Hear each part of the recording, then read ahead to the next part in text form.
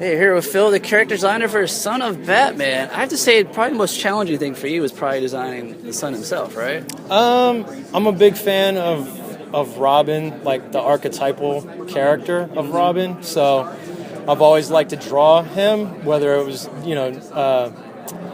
Dick Grayson or Tim Drake, or I've kind of drawn all the Robins. So it was great to do Damian finally. Yeah.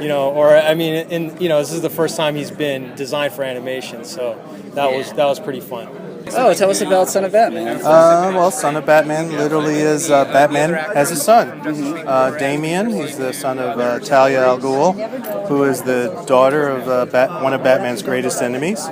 So now Batman is biologically tied to his greatest enemy because they share this kid who's Ra's al Ghul's grandson and Batman's son. So it's how this kid affects both of them, because he's being pulled in two directions. He's got Batman pulling him to the good side and Ra's al Ghul pulling him to the dark side. And it's what will he do? So what was your challenge coming here to do Son of Batman? It's taking an iconic character and now he has a son. I know. I think that in itself, bringing Damian to life was a great challenge and the reward, because we hadn't seen him in animation yet. So, and seeing how he reacts with Batman, I think it's great.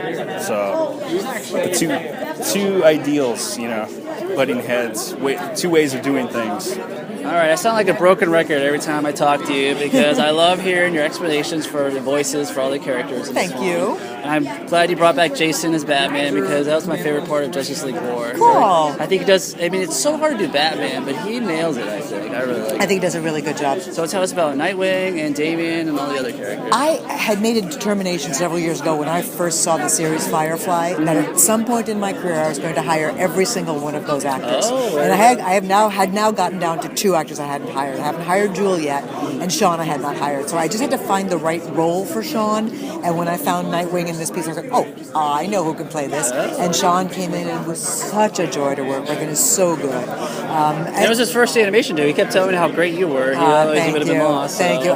He was, the thing is, voiceover, I can teach the technique of not popping and how to, not getting wind on the microphone and those kinds of things. Acting, I can't teach in a 4-hour recording session. So all I do is hire really good actors, and if they have not done voiceover before, I teach them the few little techniques they need to learn. But then I just let them act, which is what Sean is excellent at. Mm-hmm. And for Damian, how did you find it? Damian was such a tough role because he's not the typical kid at all. He's not kid-like. He's so adult. The character of Damian is, has the mentality of a 40-year-old man. But I needed a kid that could pull that off. And after auditioning a bunch of kids, Stuart came in and just knocked it out of the park. He has that confidence, that self-assured. He could do the snobbery so well, which is great because it's an attest to how good an actor he is, because he's not snobby at all as a person, but he could act it really well. This is a very self-righteous kid who everything is beneath him because he was raised by Ra's al Ghul. In his mind, the supreme being on the planet. Now Ra's is gone. There's this guy who's his dad, who's stuck with because mom kind of dumped him there.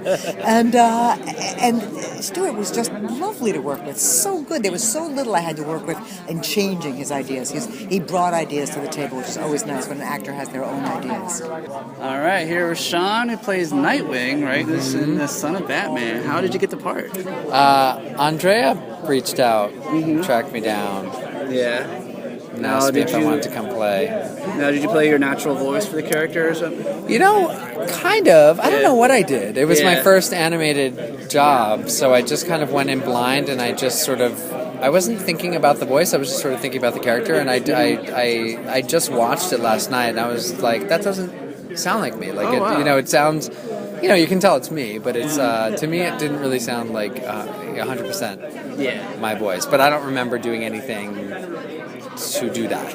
What's interesting, because I remember always Tom Hanks say the hardest acting job he got when he got to do Toy Story, because it's so different being in the recording studio. Yeah. So was it hard for you for that, or was it? I think again, Andrea was just so good at what she does that I felt like I was in good hands, and I was terrified because I didn't know what to expect. I didn't actually know what to do, and she's just so gifted in the way that she knows exactly what she wants, and she can hear things that I couldn't hear. So it was easy for her to relay that to me. So It was certainly challenging because it's so different, but I was in good hands. So you do it again, hopefully. Then? Yeah.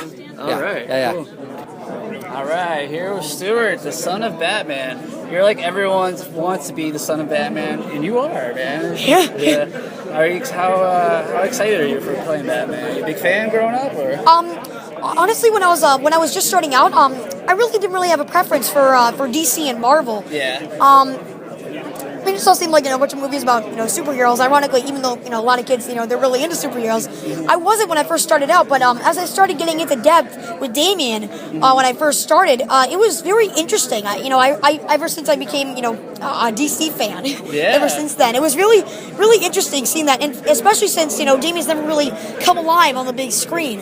It was very interesting to play that out. That's what's great. There's nothing to compare it to. Everyone does the voice of Batman. There's a million different people to compare it to. So now you got your staple on his Damien characters, and your stylers too, man. We both got the hats on. You turn around because you got the bat symbol on there. I need that one instead, man. So surprisingly, I just got this at Target. Oh, okay. Yeah. Well, I'll go there tomorrow. All right, here with Batman himself, Jason, man. Yeah, man. I have to say, doing the voice of Batman, it's really hard to get it actually good, and I hope Ben Affleck does a good job. But everyone who talked about Justice League War was like, "Who's the voice of Batman?" And you nailed it, man. So congrats on that, man. So Thank you. I mean, I'm not sure it was universal praise, but I'll take the nice words when they come, and just say thank you for the compliment.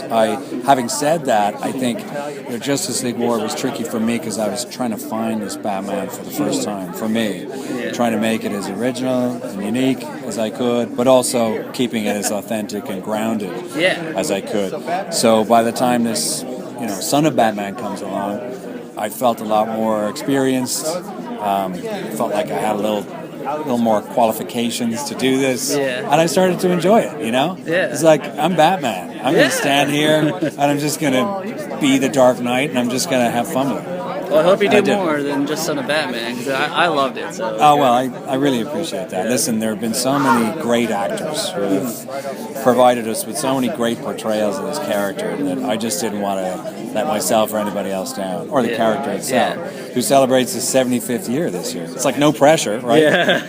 Jeez.